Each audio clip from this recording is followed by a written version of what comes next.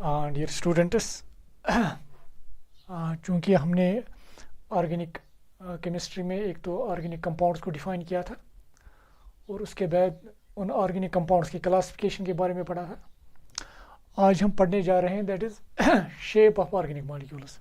Now let us start with the topic that is shape of organic molecules.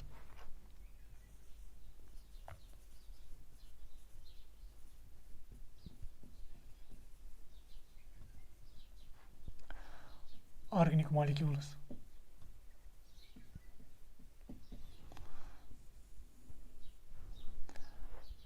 ये जो shape of organic molecules हैं इसको discuss करने की ज़रूरत क्यों होती है, या हम शेप्स ऑफ ऑर्गेनिक मॉलिक्यूल्स क्यों पढ़ते हैं। एक्चुअली जो properties of the organic molecules होती हैं वो हम प्रिडिक्ट करते हैं on the basis of shape of the organic molecule.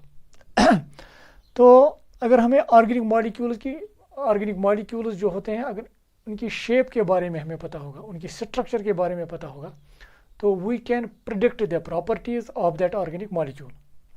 तो यहाँ पर हम डिस्कस करने जा रहे हैं that is shape of methane. तो मीथेन के बारे में यहाँ पे हम पढ़ेंगे।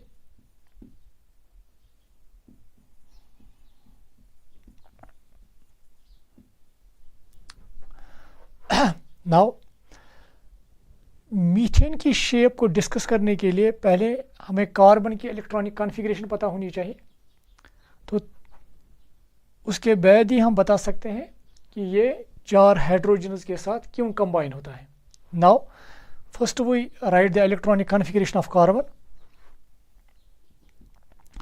अगर इलेक्ट्रॉनिक कॉन्फ़िगरेशन ऑफ कार्बन हम देखेंगे that is 1s2 2s2 2px1 2py1 and 2pz0। ये शेल नंबर फर्स्ट है, इसमें 2 इलेक्ट्रॉन है। ये शेल नंबर 2 है, इसका शेल नंबर 2 सब शेल s, इसमें 2 इलेक्ट्रॉन है। और ये भी शेल नंबर 2 ही है, इसमें जो p सब शेल है इसमें 1 इलेक्ट्रॉन है, इसमें 1 इलेक्ट्रॉन है। अगर हम वैलेंस बॉन्ड थ्योरी को यहाँ पे देखेंगे, as per the valence bond theory कि एक एटम कितने बॉन्ड्स बना सकता है वो डिपेंड करता है नंबर ऑफ अनपेयर्ड इलेक्ट्रॉन्स पे। तो अगर आप यहाँ पे देखेंगे, यहाँ पे 2 अनपेयर्ड इलेक्ट्रॉन्स हैं। तो as per the valence bond theory जो आपने केमिकल बॉन्डिंग में पढ़ा होगा, as per the valence bond theory the carbon should form 2 bonds because it has only 2 unpaired electrons। मगर जो यहाँ पे कार्बन है अगर आप देखेंगे ये 4 बॉन्ड बनाता है। In fact the valency of carbon is 4। तो ये 4 बॉन्ड कैसे बनाता है इसको हम एक्सप्लेन करते हैं by suggesting that one of the electron from 2s it gets excited from this 2s to 2p। जो 2s का 2s में 2 इलेक्ट्रॉन्स हैं, 1 इलेक्ट्रॉन 2s से जाता है 2p में। तो जो इसकी नई इलेक्ट्रॉनिक कॉन्फ़िगरेशन फिर बन जाती है that is 1s2 2s1 2px1 2py1 and 2pz1। Now इसमें 2 इलेक्ट्रॉन है अभी। अब इसमें 1 इलेक्ट्रॉन, इन तीनों ऑर्बिटल्स में 1 इलेक्ट्रॉन्स हैं। तो अब हमारे पास कितने अनपेयर्ड इलेक्ट्रॉन हैं? 4 अनपेयर्ड इलेक्ट्रॉन। तो अब हम एक्सप्लेन कर सकते हैं कि ये कैसे 4 बॉन्ड हाइड्रोजन के साथ बना सकता है, because it has 4 unpaired electrons as per valence bond theory. Now मगर अगर ये 4 बॉन्ड ये ऑर्बिटल्स एज सच ये बॉन्ड्स बनाएंगे हाइड्रोजन के साथ, तो उनमें एक बॉन्ड जो बनेगा वो बनेगा विथ 2s और बाकी बॉन्ड जो बनेंगे वो बनेंगे विथ 2p। 2s की एनर्जी डिफरेंट है दैन 2p। दैट मीन्स यहाँ पे जो 4 बॉन्ड होने चाहिए, इनफैक्ट जो 2s का बॉन्ड होगा, जो बॉन्ड 2s के साथ बनाया जाएगा यहाँ पे, that should be different than the bonds which will be formed by 2p। और ये देखा गया है कि मीथेन में सभी बॉन्ड्स एक जैसे हैं। तो फिर इसको हम इस तरह से एक्सप्लेन करते हैं कि इनफैक्ट कि ये जो 2s एंड 2p ऑर्बिटल्स में जो इलेक्ट्रॉन्स हैं वो एज सच हाइड्रोजन के साथ बॉन्ड नहीं बनाते हैं, बल्कि first of all what they do, they intermix with each other. और इस इंटरमिक्सिंग के दौरान ये अपनी एनर्जी रिडिस्ट्रीब्यूट करते हैं ताकि सभी ऑर्बिटल्स को सेम एनर्जी मिले और सभी ऑर्बिटल्स की आइडेंटिकल शेप हो। ये जो प्रोसेस है, जिस प्रोसेस में intermixing of these atomic orbitals होती हैं ताकि नए orbitals of same energy and identical shape मिले यहाँ पे, that process is called hybridisation. तो यहाँ पे इनफैक्ट क्या होता है, दैट इज हाइब्रिडाइजेशन।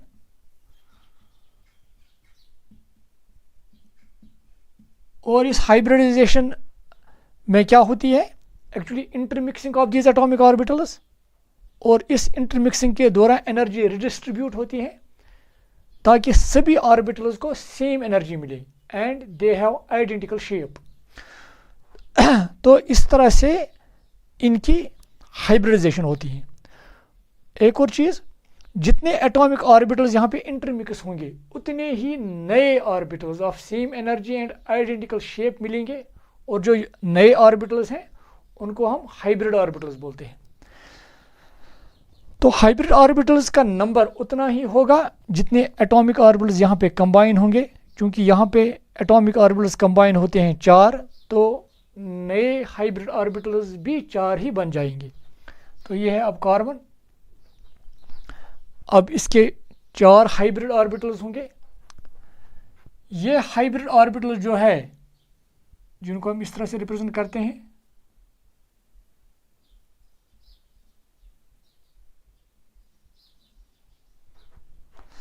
क्योंकि हर किसी एटॉमिक ऑर्बिटल में एक एक इलेक्ट्रॉन है, तो यहाँ पर भी हमें दिखाना है एक एक इलेक्ट्रॉन इन हाइब्रिड ऑर्बिटल्स। ये हाइब्रिड ऑर्बिटल्स जो है ये कार्बन के अराउंड, क्योंकि ये कार्बन है हमारा सेंट्रल एटम, ये इसके इर्द गिर्द इस तरह से रहेंगे ताकि इनके दरमियान रिपल्शन मिनिमम हो और स्टेबिलिटी मैक्सिमम हो, जिसकी वजह से ये जो शेप एक्वायर करेंगे, ये जो 4 हाइब्रिड ऑर्बिटल्स हैं, they will remain in A tetrahedral manner around this carbon. तो इस तरह से ये 4 हाइब्रिड ऑर्बिटल्स इस तरह से रहेंगे कार्बन के इर्द गिर्द। एक और चीज़ यहाँ पे, ये जो हाइब्रिड ऑर्बिटल हैं इनमें एक एक इलेक्ट्रॉन है। जिस तरह से एटॉमिक ऑर्बिटल स्टेबल होता है बाय हैविंग 2 इलेक्ट्रॉन्स, इसी तरह से हाइब्रिड ऑर्बिटल्स को भी 2 इलेक्ट्रॉन चाहिए स्टेबल होने के लिए। तो इसके पास एक इलेक्ट्रॉन है, तो यहाँ से एक हाइड्रोजन आएगा, मीथेन, चूँकि हम मीथेन की बात कर रहे हैं, मीथेन के पास एक इलेक्ट्रॉन है, वो इसके साथ कंबाइन होगा। इसी तरह से एक और हाइड्रोजन, सॉरी यहाँ पे एक हाइड्रोजन यहाँ से आएगा और इस हाइब्रिड ऑर्बिटल के साथ कंबाइन होगा। इस हाइड्रोजन के पास एक इलेक्ट्रॉन है और ये हाइब्रिड ऑर्बिटल का एक इलेक्ट्रॉन। इसी तरह से ये हाइड्रोजन आएगा विथ 1 इलेक्ट्रॉन और बनाएगा इसके साथ बॉन्ड। एक और हाइड्रोजन जो इस हाइब्रिड ऑर्बिटल के साथ कंबाइन होगा, और एक और हाइड्रोजन जो है वो इस हाइब्रिड ऑर्बिटल के साथ कंबाइन होगा। ये इस तरह से क्यों बैठेंगे, इसको हम इस तरह से भी एक्सप्लेन करते हैं, क्योंकि यहाँ पे जो बॉन्ड पेयर है, this bond pair will ripple each other, और रिपल्शन की वजह से ये एक दूसरे से दूर चले जाएंगे। इतना दूर ये एक दूसरे से चले जाएंगे ताकि इनके दरमियान रिपल्शन मिनिमम हो, और जब रिपल्शन मिनिमम होगी तो स्टेबिलिटी मैक्सिमम होगी। तो ये मिनिमम रिपल्शन कब आती है इस मीथेन, जब ये 4 हाइड्रोजन इस कार्बन के इर्द गिर्द रहते हैं इन टेट्राहेड्रल मैनर, और यही वजह है कि जो ये मीथेन है it has a tetrahedral shape. तो यहाँ पे ये पॉइंट अब क्लियर हुआ है कि ये जो 4 हाइड्रोजन्स हैं ये क्यों कार्बन के इर्द गिर्द इस तरह से रहते हैं in tetrahedral manner, so that there is minimum repulsion, और जब रिपल्शन मिनिमम होगी therefore the stability would be maximum, ताकि इसमें मैक्सिमम स्टेबिलिटी आ जाए। ठीक है, तो इस तरह से हम मीथेन को रिप्रेजेंट करते हैं। तो ये जो शेप है it is in fact called tetrahedral shape. और अगर हम यहाँ पे एंगल देखेंगे, अगर हम यहाँ ये देखिए आप हाइड्रोजन का न्यूक्लियस, कार्बन का न्यूक्लियस, अगर हम इनको मिलाएंगे it is internuclear axis between these. अगर इसी तरह से इस हाइड्रोजन और इस कार्बन को यहाँ से मिलाएंगे it is again internuclear axis. अगर इनके दरमियान एंगल हम देखेंगे, यहाँ पे एंगल होता है 109 डिग्री इन 28 मिनट्स। जिस तरह से ये एंगल 109 डिग्री इन 28 मिनट्स है, इसी तरह से ये भी होगा, ये भी 109 डिग्री इन 28 मिनट्स। हर कोई एंगल जो होगा that would be 109 degree in 28 minutes. तो ये है in fact shape of methane. And यहाँ पे मैं लिखना चाहूँगा it is tetrahedral shape of methane. तो इस तरह से जो मीथेन की शेप है दैट इज टेट्राहेड्रल। मैं इसको अब रब करने जा रहा हूं।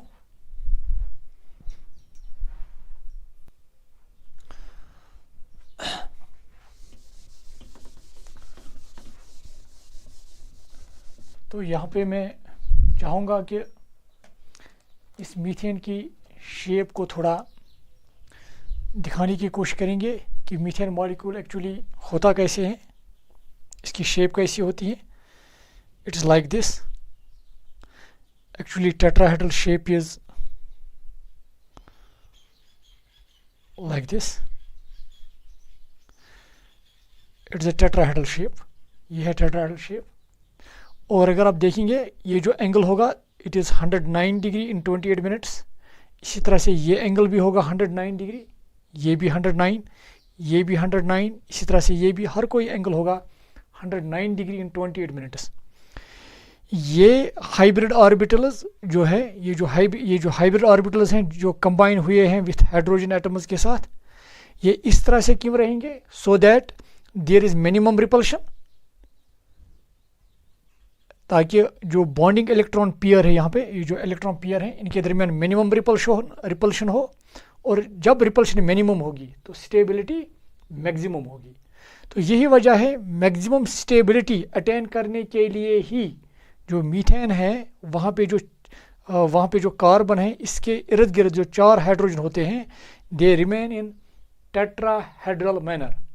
नाउ इस शेप को हम एक और तरीके से भी रिप्रेजेंट करते हैं। अगर मैं यहाँ पे दिखाना चाहूँगा,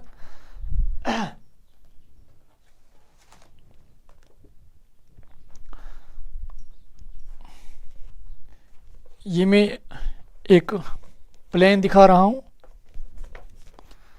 अगर हम प्लेन पे इस मीथेन को रखेंगे, देखिए आप, अगर मैं कार्बन और 2 हाइड्रोजन को प्लेन पे रखूँगा, यहाँ पे देखिए आप, यहाँ पे 2 हाइड्रोजन और कार्बन प्लेन को टच कर रहा है। तो अगर आप ये वाला हाइड्रोजन देखेंगे ये अवे फ्रॉम द प्लेन जा रहा है, मगर ये प्लेन पे नहीं है। तो अगर आप ये वाला भी देखेंगे जो टुवर्ड्स द ऑब्जर्वर है, ये वाला हाइड्रोजन, ये भी प्लेन पर नहीं है। तो पहले हम ये कहेंगे ये जो मीथेन मॉलिक्यूल है इट इज़ नॉट प्लेनर, ये प्लेनर मॉलिक्यूल नहीं है, it is non planar molecule. Now अगर हम इसको ऐसे रखेंगे, अगर हम प्लेन पे रखने की कोशिश करेंगे इसको, अगर हम इस वाले हाइड्रोजन को प्लेन पे रखेंगे, फिर ये जो hydrogen it goes away from the plane, ये प्लेन से, या हम ऐसे कहेंगे it goes away from the observer, ये and it comes towards the observer, ये टुवर्ड्स द ऑब्जर्वर आ रहा है। तो इसको हम इस तरह से भी दिखाते हैं। जो प्लेन के बॉन्ड्स हैं, अगर हम इस तरह से मॉलिक्यूल को दिखाना चाहेंगे कि हम दिखाना चाहेंगे कि 2 बॉन्ड्स प्लेन पर हैं और जब दो बॉन्ड्स प्लेन पे आ जाएंगे तो एक बॉन्ड जो होगा वो होगा अवे फ्रॉम ऑब्जर्वर और दूसरा टुवर्ड्स द ऑब्जर्वर। इसको हम इस तरह से दिखाते हैं।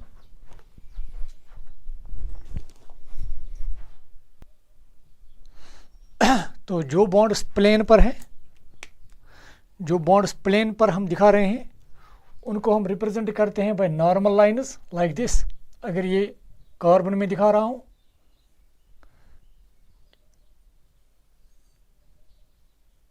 This represents the bond which is on the plane.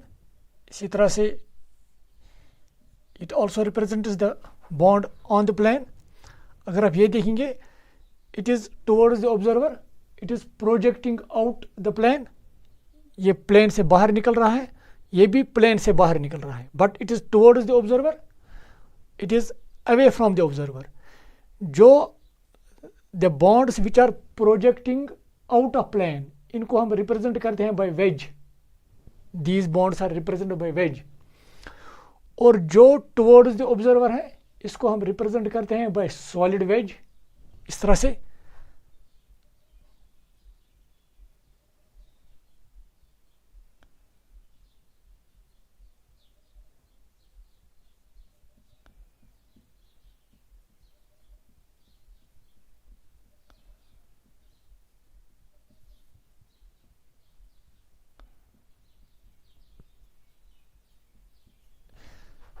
ये जो बॉन्ड है ये रिप्रेजेंट करता है इस वाले बॉन्ड को। अगर मैं इनको प्लेन पर रखूं तो this represents this solid wedge, it represents the bond which is towards the observer.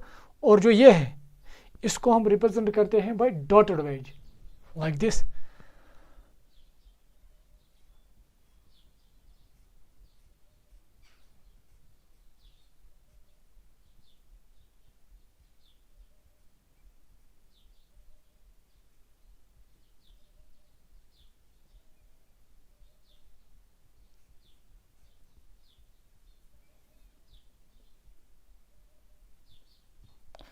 इसको हम रिप्रेजेंट करते हैं बाय डॉटेड वेज।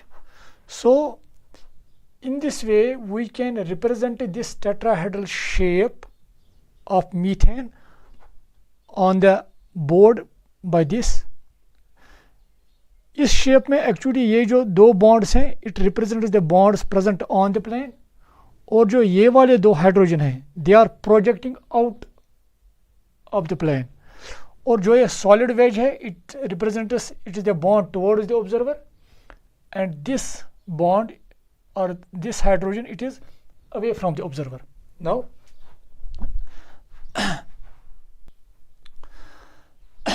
तो जब हम मीथेन को इस तरह से दिखाएंगे, so this is called in fact 3D representation of methane molecule.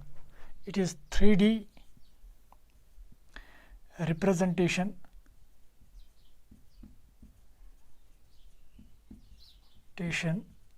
of methane molecule। इस तरह से हम मीथेन मॉलिक्यूल की 3D रिप्रेजेंटेशन प्लेन पर दिखाते हैं, ठीक है ना। एक और चीज़, ये जो 2D इनफैक्ट ये प्लेन में हम दिखा रहे हैं, इस 2D पिक्चर से हम इसकी 3D इमेज परसीव कर पाते हैं कि हम यहाँ पे समझ पाते हैं कि these bonds are on the plane. जो हमने नॉर्मल लाइन से दिखाए हैं, they are on the plane, this bond is towards the observer and this bond is away from the observer. एक और चीज़, यहाँ पे जो है वेज आप दिखा रहे हैं, इन वेजेस में एक कन्वेंशन ये है कि इनका ब्रॉड साइड, मतलब ये वाला साइड, ये आना चाहिए टुवर्ड्स द ऑब्जर्वर। देखिए यहाँ पे, क्योंकि ये यहाँ पे हमारी तरफ आ रहा है तो ये वाला आपको ब्रॉड दिखाना पड़ेगा। तो अगर आप इस वेज को देखेंगे, क्योंकि इसमें ये वाला एज टुवर्ड्स द ऑब्जर्वर है, ये वाला पार्ट, इस वेज का ये वाला पार्ट, तो ये आपको ब्रॉड दिखाना है और ये थोड़ा पतला दिखाना है। तो इस तरह से हम रिप्रेजेंट करते हैं मीथेन मॉलिक्यूल को, इस तरह से भी। तो मैं फिर इसको दिखाना चाहूँगा, ये इस तरह से है, जिस तरह से मैंने यहाँ पे दिखाया है। actually it represents the methane molecule in this way. यहाँ पे जो दो बॉन्ड्स हैं ये मैंने प्लेन पर दिखाए हैं, plane of the paper, and this bond is towards the observer. ये वाला बॉन्ड जो है it is towards the observer, जो हमने इस तरह से दिखाया है. और जो एक और बॉन्ड है यहाँ पे, और मैं यहाँ पे दिखाना चाहूँगा, अगर आप इस तरह से देखेंगे, सो इट इज़, चलो थोड़ा, ये जो बॉन्ड्स हैं they are on the plane and this bond is towards the observer. और ये वाला बॉन्ड है, ये वाला बॉन्ड अगर आप देखिए it is away from the observer. इस बॉन्ड को हम इस तरह से दिखाते हैं. तो इस तरह से हमने मीथेन मॉलिक्यूल की 3D रिप्रेजेंटेशन यहाँ पे दिखाई. नाउ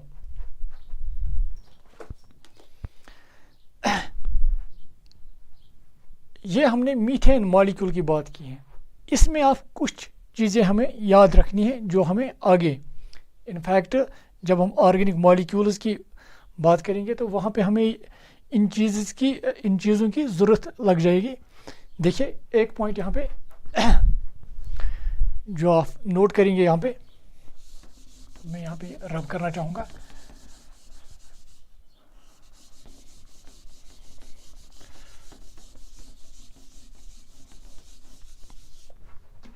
नाउ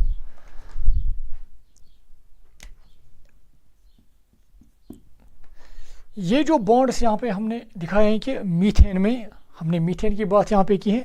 जो भी यहाँ पे बॉन्ड्स कार्बन ने बनाए हैं, क्योंकि हाइब्रिड ऑर्बिटल जो कार्बन के हैं यहाँ पे 4, इन्होंने ही 4 बॉन्ड्स बनाए. और याद रखना है हमें कि जो हाइब्रिड ऑर्बिटल्स हैं they always form sigma bonds. तो एक पॉइंट आप याद रखेंगे, हाइब्रिड ऑर्बिटल्स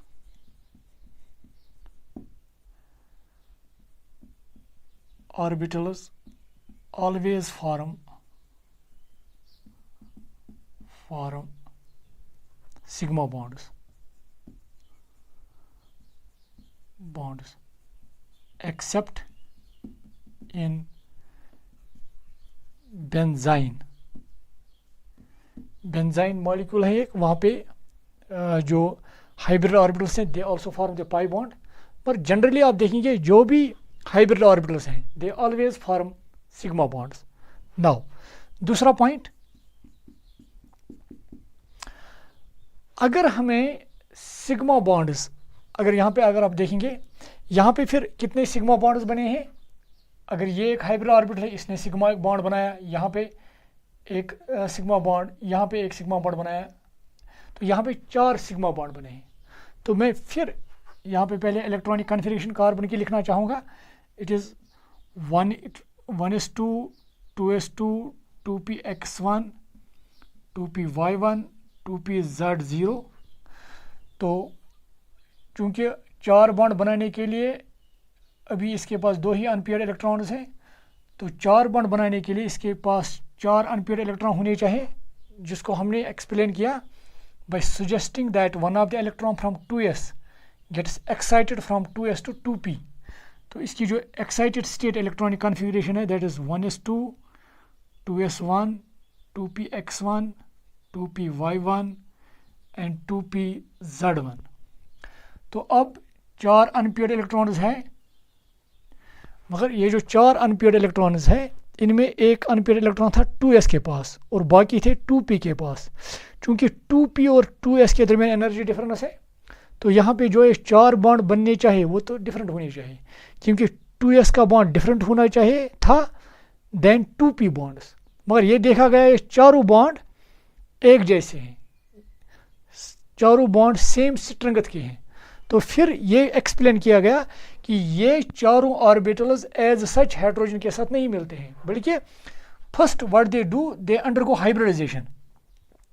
ये इंटरमिक्स होते हैं और उस इंटरमिक्सिंग के दौरान ये अपनी एनर्जी रिडिस्ट्रीब्यूट करते हैं ताकि सभी ऑर्बिटल्स को सेम एनर्जी और उनकी आइडेंटिकल शेप बन जाए. ये जो प्रोसेस है जिसमें एटॉमिक ऑर्बिटल्स इंटरमिक्स होते हैं ताकि सभी ऑर्बिटल्स को सेम एनर्जी मिले और उनकी आइडेंटिकल शेप हो, दैट प्रोसेस कॉल्ड हाइब्रिडाइजेशन, जो मैंने पहले आपको कहा। तो यहाँ पे हाइब्रिडाइजेशन होती है, तो उस हाइब्रिडाइजेशन के बाद यहाँ पे कितने ऑर्बिटल्स बन जाते हैं, नए ऑर्बिटल्स 4, क्योंकि हाइब्रिडाइजेशन में अगर आप केमिकल बॉन्डिंग में इसको डिटेल में वहाँ पे पढ़ेंगे आप, हाइब्रिडाइजेशन में जितने एटॉमिक ऑर्बिटल्स कंबाइन होते हैं उतने ही नए हाइब्रिड ऑर्बिटल्स बन जाते हैं। तो यहाँ पे कंबाइन हुए हैं 4, तो यहाँ पर भी बने हैं 4। ये जो नए ऑर्बिटल्स बने हैं यहाँ पे, इनको बोलते हैं हाइब्रिड ऑर्बिटल्स। और ये जो हाइब्रिड ऑर्बिटल्स हैं ये किस तरह से बने हैं, जब इंटरमिक्स हुआ है एक s, देखिए s और p3, जब एक s और 3 p आपस में इंटरमिक्स होते हैं हाइब्रिडाइजेशन के दौरान, तो ऐसे हाइब्रिडाइजेशन को हम बोलते हैं sp3 हाइब्रिडाइजेशन। तो इसी तरह से आप देखेंगे कहीं पे एक s और 2p इंटरमिक्स होते हैं, that is called sp2 hybridisation. Similarly कहीं पे इंटरमिक्स होंगे 1s और 1p, that is called sp hybridisation. और कहीं जगह पे आप ये भी देखेंगे एक s 3p 1d, that is called sp3d hybridisation, and so on. Now क्योंकि हम मीथेन की बात कर रहे हैं, तो हम यहाँ पे एक चीज़ यहाँ पे कहेंगे, जो मीथेन है इसमें जो हाइब्रिडाइजेशन होते हैं वो क्या होते हैं फिर, sp3 हाइब्रिडाइजेशन। तो एक और पॉइंट यहाँ पे लिखेंगे, इन methane hybridization, in methane hybridization of carbon is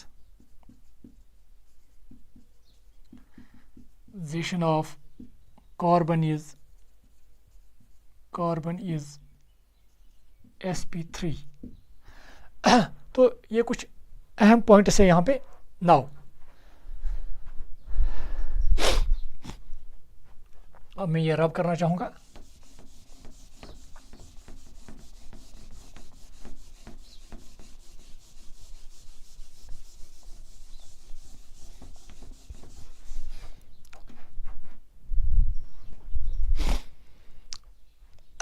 अभी मैंने कहा कि ये जो मीथेन, यहाँ पे मैंने 3D रिप्रेजेंटेशन भी दिखाई मीथेन की। यहाँ पे जो ये सभी बॉन्ड्स हैं, चूँकि हाइब्रिड ऑर्बिटल से ही बनते हैं, तो हाइब्रिड ऑर्बिटल्स जो मैंने अभी कहा, they always form sigma bonds. तो यहाँ पे कितने सिग्मा बॉन्ड्स बने हैं, 4। तो अगर हम ये देखेंगे सिग्मा बॉन्ड्स यहाँ पे बने हैं 4, अगर आप हाइब्रिडाइजेशन देखेंगे वो है sp3, मतलब इसमें हाइब्रिडाइजेशन है एक s और 3 p की, मतलब यहाँ पे s1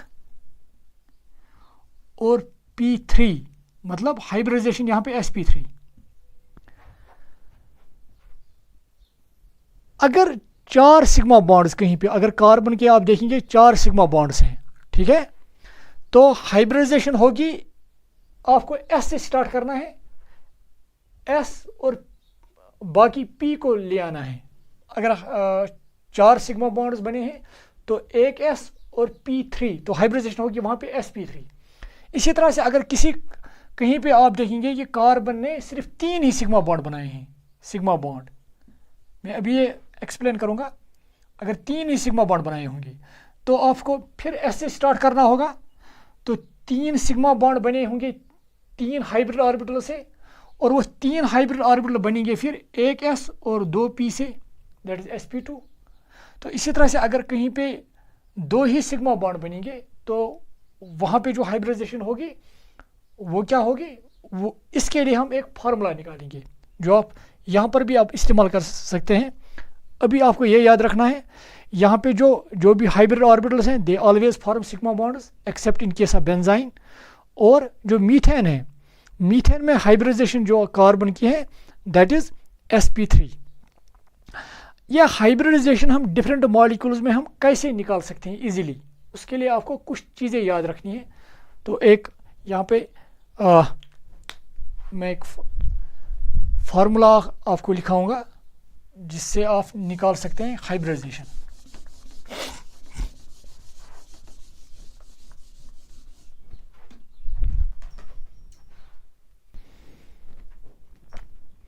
नाउ आपको एक फार्मूला याद रखनी है, x is equal number of sigma bonds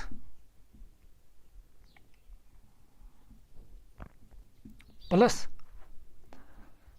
number of lone pairs.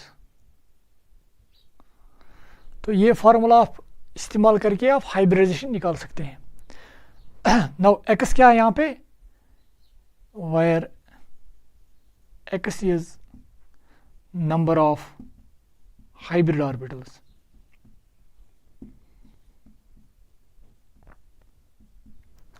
X क्या है, number of hybrid orbitals. Now अभी मैंने कहा कि हर कोई हाइब्रिड ऑर्बिटल जो है, अगर आपको हाइब्रिड ऑर्बिटल्स, अगर हाइब्रिड ऑर्बिटल्स कहीं पे दो बन जाते हैं तो इसका मतलब वहां पे हाइब्रिडाइजेशन होगी एक एस और एक पी की, क्योंकि जितने एटॉमिक ऑर्बिटल्स कंबाइन होते हैं उतने ही हाइब्रिड ऑर्बिटल्स बन जाते हैं। तो अगर कहीं पे दो हाइब्रिड ऑर्बिटल्स होते हैं या बन जाते हैं दो हाइब्रिड ऑर्बिटल्स, तो वहां पे जो हाइब्रिडाइजेशन होगी वो sp होगी। तो अगर कहीं पे तीन, that is sp2।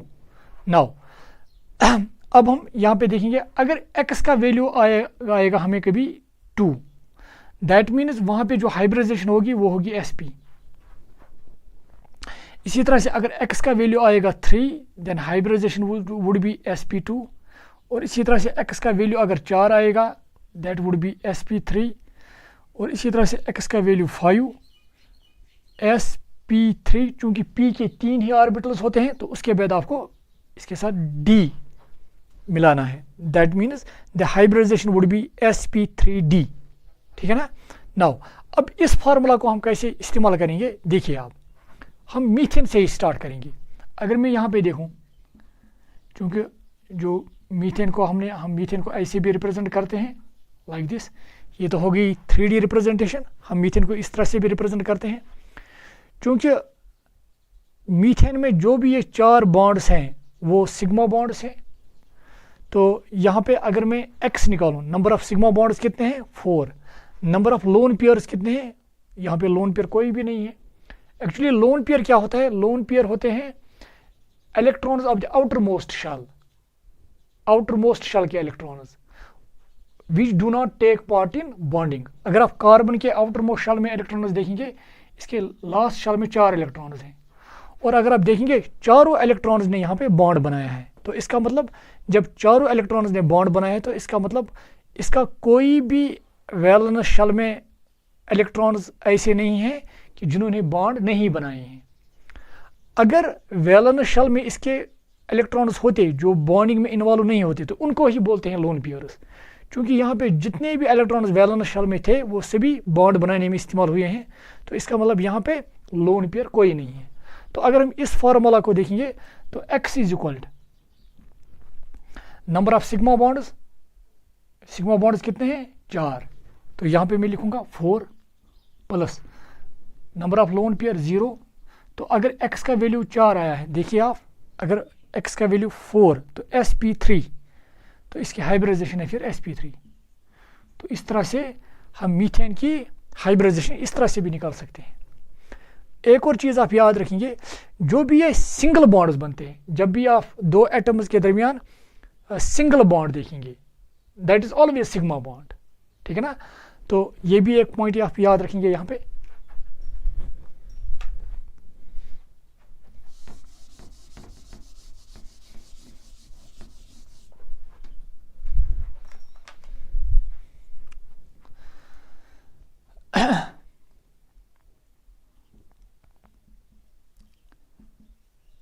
single bond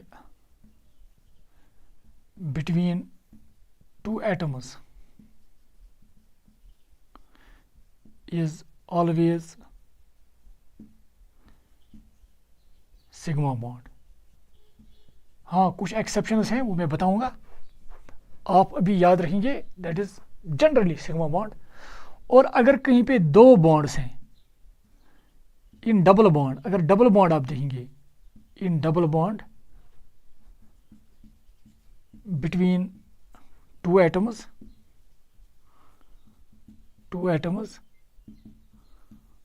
one is sigma and one is pi bond। तो अगर कहीं पे 2 बॉन्ड डबल बॉन्ड होगा, 2 एटम्स के दरमियान डबल बॉन्ड होगा, जैसे कि यहाँ पे अगर मैं दिखा रहा हूँ, दो एटम्स के दरमियान डबल बॉन्ड है, इस डबल बॉन्ड में सिर्फ एक ही बॉन्ड सिग्मा होता है और एक पाई। इसी तरह से अगर कहीं पे 3 बॉन्ड आप देखेंगे, एक होगा सिग्मा, बाकी होंगे पाई। सिमिलरली तो यहाँ पे मैं एक और चीज़ यहाँ पे लिखूंगा, similarly in triple bond only one is sigma bond and the two are they are pi bonds। तो ये आपको याद रखने हैं। तो अगर आप ये याद रखेंगे तो आप इस फार्मूला को आप इस्तेमाल कर सकते हैं। देखिए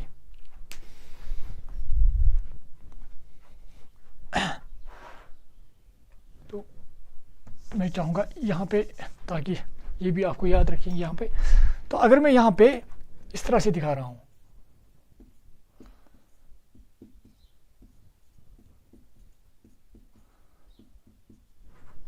अगर मैं आपको बता रहा हूँ कि इसकी हाइब्रिडाइजेशन निकालो आप, इस कार्बन की, आपको क्या निकालने हैं? आपको निकालना है x, number of hybrid orbitals. तो हाइब्रिड ऑर्बिटल्स आप कैसे निकालोगे? इसके x is equal number of sigma bonds. आप देखेंगे इसने कितने सिग्मा बॉन्ड बनाए हैं। देखिए ये भी एक सिंगल बॉन्ड है, single bond is always sigma bond. ये होगा दूसरा 3 4, तो सिग्मा बॉन्ड हो गए 4। लोन पेयर कितने हैं इसके? क्योंकि इसके लास्ट शेल में 4 ही इलेक्ट्रॉन है और चारों इससे इस्तेमाल किए बॉन्ड बनाने में, तो लोन पेयर इसका 0। तो x क्या वैल्यू क्या हुआ? 4। और अगर x का वैल्यू 4 है तो हाइब्रिडाइजेशन क्या है? Then it is sp3। ठीक है ना। नाउ अगर मैं इसकी बात करूं यहाँ पे, x इज इक्वल टू, इसने भी कितने बॉन्ड सिग्मा बॉन्ड बनाए? 1 2 3 4, प्लस लोन पेयर कोई भी नहीं है, तो x इज इक्वल टू 4। तो इसकी हाइब्रिडाइजेशन भी sp3 ही है। यहाँ पे मैं एक और मॉलिक्यूल दिखाना चाहूँगा। मैं चाहूँगा अब इसको मैं रब करूँ आप। नाउ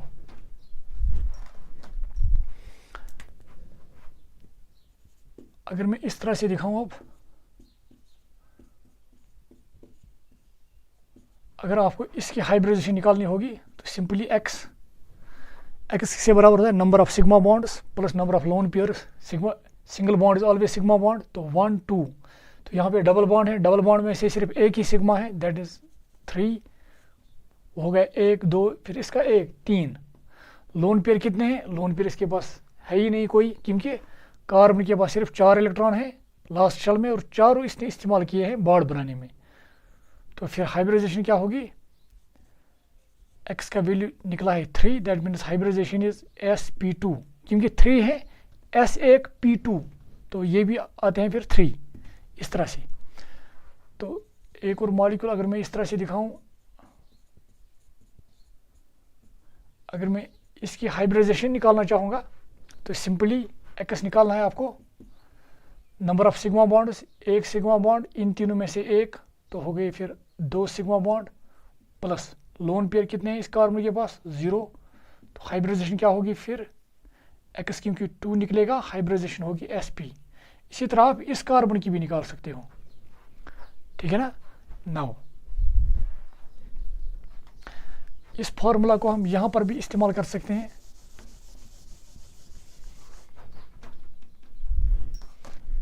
चलो यहाँ पे मैं एक और मॉलिक्यूल दिखाना चाहूँगा जहाँ पे लोन पेयर हम इस्तेमाल करते हैं या इन्वॉल्व होंगे, जैसे कि यहाँ पे नाइट्रोजन।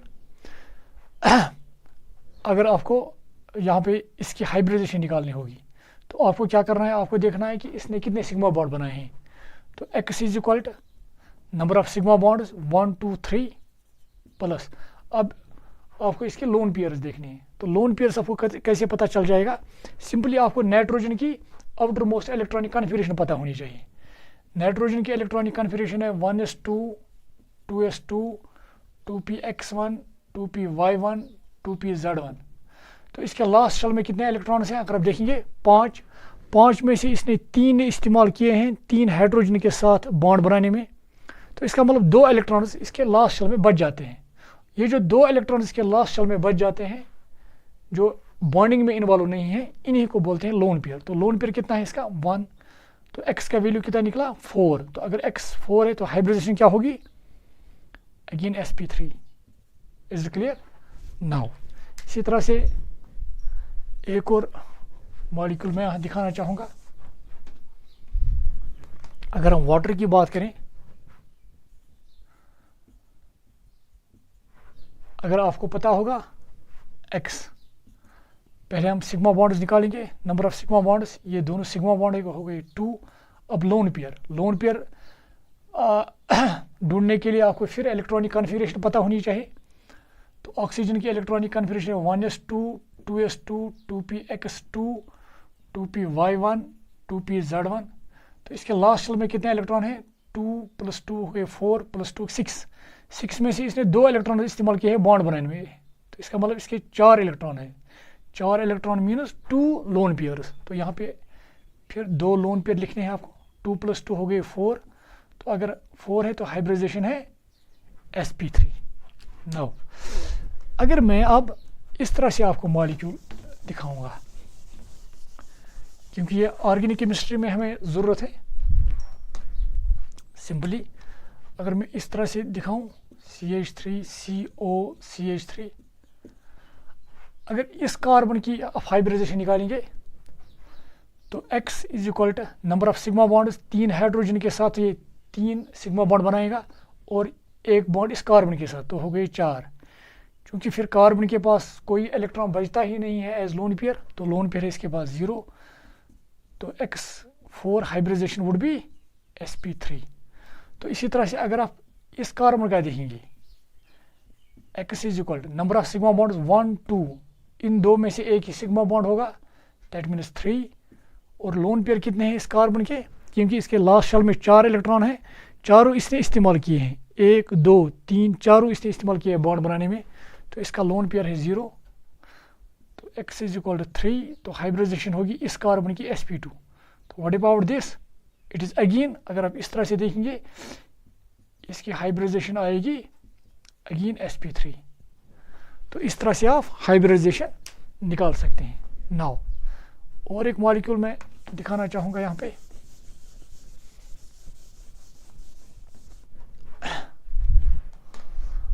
अगर मैं इस तरह से मॉलिक्यूल कोई बना रहा हूँ CH3 CH2 CH2 CH3, इसकी हाइब्रिडाइजेशन अगर आप अब निकालोगे एज सच, सिंपली 3 और 4, तो हाइब्रिडाइजेशन होगी फिर sp3। इसने कितने बॉन्ड बनाए हैं, 2 हाइड्रोजन के साथ, एक इस कार्बन के साथ हो गए 3, इस कार्बन के साथ 4, तो इसकी भी हाइब्रिडाइजेशन होगी sp3। इसी तरह से इसने 2 3 4, इसकी भी sp3। इसी तरह से ये भी sp3। अगर मैं ये मॉलिक्यूल दिखाऊं, ज़रा इसके देखो आप कितने सिग्मा बॉन्ड बनाए हैं इसने, क्योंकि लोन पेयर तो कार्बन के पास यहाँ पे होगा ही नहीं, 2 और यहाँ पे 1 हो गए 3। तो इसका मतलब sp2, यहाँ पे 1 2 और हाइड्रोजन के साथ 1, तो ये भी है sp2। What about this, sp3। Now एक और मॉलिक्यूल मैं यहाँ पे दिखाना चाहूँगा।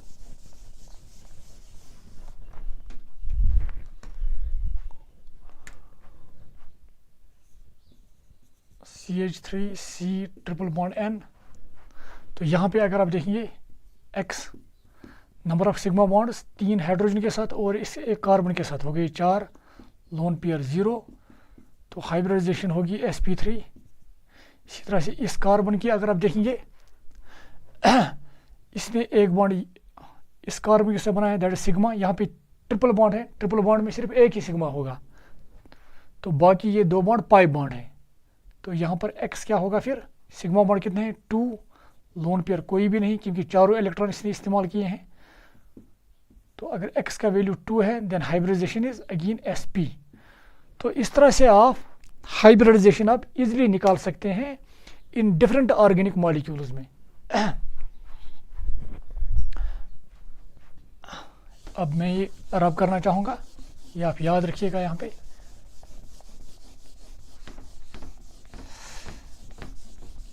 तो यहाँ पे कुछ इंपॉर्टेंट पॉइंट्स आप याद रखेंगे।